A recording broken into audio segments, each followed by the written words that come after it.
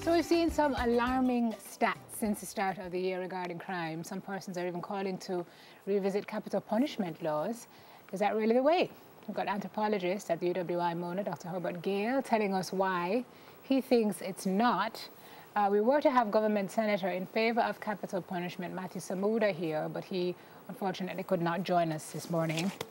Had a change of plans. So, Dr. Gale, good morning to you. Good morning. So you don't think this is what we should be doing? Let's just kill the killers? Part of my job is not to think, it's to know. Okay. That's where the research comes in. Right. Okay. Qualify that. So my opinion is really not the issue. The issue is what the data say. All right, so let's step back a little bit. Every single human being, in order to be a human being, you must be biological and social. If you're not, then you're actually not a human being. This is very simple. So everything we do and everything that happens to us on Earth is a result of biological factors and social and psychological and other type of factors. Now, so let's begin with a human being. A human being can become a killer for three primary reasons.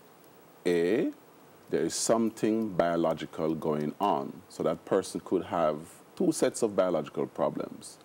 The first one is that person could have an imbalance behind the eyes in the brain between the orbital cortex and the amygdala. Now, the amygdala is your pleasure center, is a reward center for all your hard work. You know, your little cheesecake and all of these things, all right? That says you want something. And your orbital cortex is that filter that says if you have the cheesecake, these are the results, and so forth and so forth.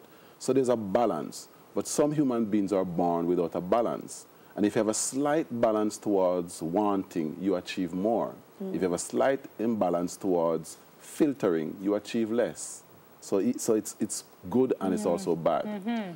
You can also get damaged by hunger, starvation, and all of these things that force you to drop your filters and conscience and just go get some food to nyam because you're starved. Okay. Right. So that's all of that. But note that even as we're discussing this, we're also filtering social issues because somebody can starve you, somebody can mistreat you, and all of these things.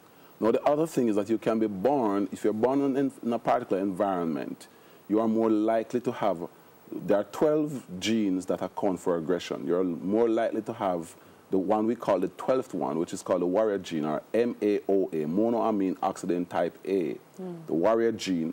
If you're born in an era where you need it the most to survive, because the human species is preoccupied with survival.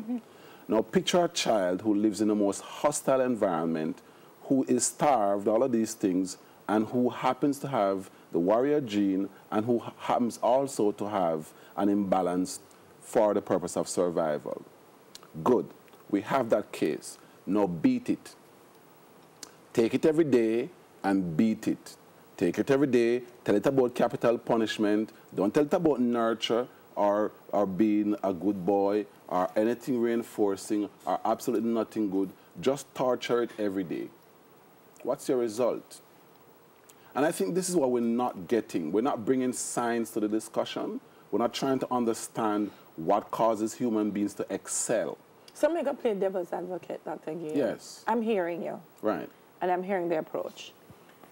In the absence of the resources to do so, right, to provide the kinds of environment and the kinds of support, we're producing more and more and more and more and more. Yes. So we're going to get overrun now. Yes. So what do we do? Which is why our homicide rate keeps going in this direction. No. Always this direction, because everybody comes with a big fist towards it. So and what do we do, though? And guess what? Sometimes when them say hardened criminal, you know, when you see them, I'm listening to what you're saying about biologically, what happens. Hardened, and we're hearing now about all kinds of enhancing things to make them even... Oh, yeah, because so you can trigger it. I mean, there are gangs I've worked with that literally trigger the biological side of people before they go kill. So how we counter it? In this poor little broke Jamaica when I have no money?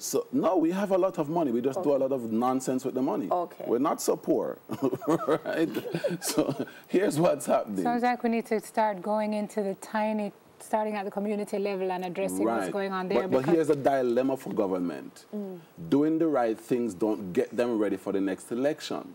That is the crisis we're having. We're having a political crisis. So you're saying that again, this is a lack of political will, and public will, can be fixed? Public will, because remember, a lot of people are not educated enough to understand the problem. So a lot of people will tell you that, look how me turn out good. You know, look at the scars me get. They all chop me in machete. A man told me that, you know. Show me a chop him on him foot, and that's what turned him around. And I asked him one question, and he started to cry. Do you know what you would have become without the chop?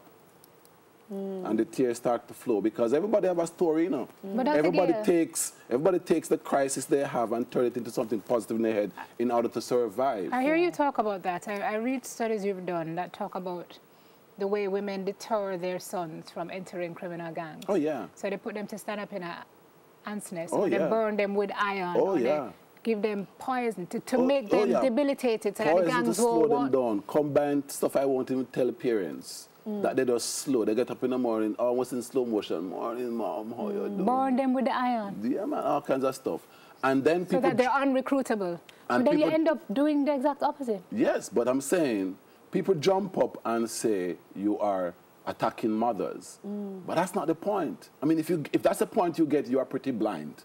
The point I'm making is that a lot of mothers are desperate to save their sons from this dilemma, whilst unknowingly are creating the same monster they're running away from. Because they don't have the tools. Because they don't have the tools, they don't have the resources. The family is like a heart. If you don't eat food, your heart don't have blood to pump to the same body that needs the food. Right. I don't know how many ways to explain to people that you have to. I'm saying the heart, the family operates like the heart. If you're in good environments and you have good food and so forth, your heart will be healthy. And if you exercise, your heart will be healthy, and your heart will keep you healthy because your heart will be pumping. But it's input, output. It's as basic as that. It's not going to be miracles. Not rocket science. But let's talk about family, Dr. Hill, because one of the challenges I have is sometimes the data supports certain things, but then we have to find a way to contextualize that data just here in Jamaica. So sometimes I hear people say parenting is the problem, family is the problem. So all right, we have single parents though. So how do we make the necessary adjustments to make parenting? Do we encourage community parenting? What do we do to address? Because when you look on a single parent that work from 7 o'clock in the morning till 10 o'clock at night and say to her, your children are bad because it's bad parenting. They haven't been there. It's not helping the situation. She's trying to make them. So we know the problem, but what are the solutions? Here is the sweetest thing about life in Jamaica. The highest achieving boys in Jamaica come from sole parent household, a mother alone. Yet, on the other hand, the most vicious young men come from the same home. Paradoxes. Why? What's the difference? Tell me. On the left, we have the mothers who produce the highest performing boys, including Ben Carson and all of these men. Yeah? They have a support system. The child goes to church with mom. At church, they have 2 or 3 role models. There's an uncle down the road who looks out for the boy. Zady with the boy, right? And so the support system. At the bottom, no support system. Every single repeat killer I have studied, we're now at 221. That's higher than most other violence experts in the entire world. 221. 221 repeat killers in 9 different countries that I have studied. And it's the exact same thing. No support system. The mother is on her own. Not even neighbors help. Not nobody at all. And a mother on her own with a boy who's frustrated. The mother is frustrated. They're both hungry. What do you think is going to happen? And these are boys and girls who are killing up to 15, 20. Some of them have killed up to 20. The highest I've found is 33. We have a kid who killed 33 persons, and it's a Jamaican. When you say kid, what age group are we talking about? Because you said they started younger. He's now 21. Yeah, but he would have started... From 9 years old, first kill at 9. And these people account for 53% of our murders. And I'm saying, even a church can help. Even a church down the road can see somebody who sits at the bench and somebody who turn up at back to school time and don't really care about God, but care about the food the church give. That's your person that you need to save. People pitch big tent and have crusade and want to fill up the church, but they haven't saved the little woman down at the road who always hungry and who always come with a batter foot. That is where the church ought to focus. Back to the point that Delia asked about the single parent home and the point you made about the mothers. So this story, Sunday, well, this is the 15th of November 2015, you said, the making of Jamaican killers starts in the households where extreme disciplinary measures meted out by parents, particularly mothers, to their young boys, are the root causes for disturbing behavior later on in the child's life. The violence against children immense, regularized, more accepted, and when something becomes more accepted, it's done more often. Yes.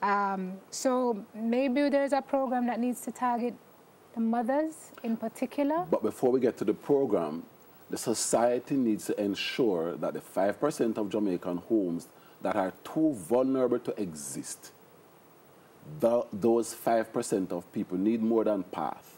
They need community, right? Well, first of all, you have to have community, yeah.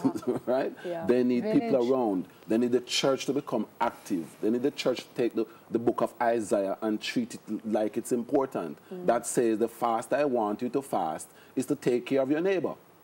Not have fancy cars and everybody clapping and being happy. Right. Why are you happy in the church when your neighbor is not happy? Boy, Dr. Gay, we could talk to you in the morning because I wanted to say to you, a child that started killing at 9. What? 33 murders later. Is there hope? There are some who are watching that are saying, lad, him can't change. Him don't go bother, he love killing. Is there hope for children like that? Mothers who are watching, who know that their sons are at this point, what's the positive word that we can leave with them? The positive word is that a lot of the people you walk around every day and greet and treat as the achieved in society, some of them have actually killed. But Dr. Gill, that's not positive. You can move beyond. It is positive because meaning you don't know. You really don't know. Okay. You really don't know the people. Yeah, I get you. I get what you're saying. In other words, you are actually living a redemption without knowing that a lot of the people around you have been who redeemed. have achieved but support, immensely because of support, have turned their lives around. All right? There are very few people who are irredeemable. Wow. They're either sociopaths or psychopaths who've gone too far where without medicine they can't be helped. There's no help. But the bulk of people, 97% of persons who have gone out on the deep dark end can find back the light. And I don't mean the light that they say before they find God. I mean the light that we contribute as human beings. Okay. We are the issues that we are the ones not handing out, not giving enough to each other. Okay. Is that warrior gene, man, with slave pass? We have to fight always, so it's enough. Thank you. We have to work on it. Thank you. Dr. Gill, I think, I know every time I talk to you, I think we need to talk more and more and more and do more, but we will definitely follow this up. Thank you, anthropologist at UWI Mona, Dr. Herbert Gill.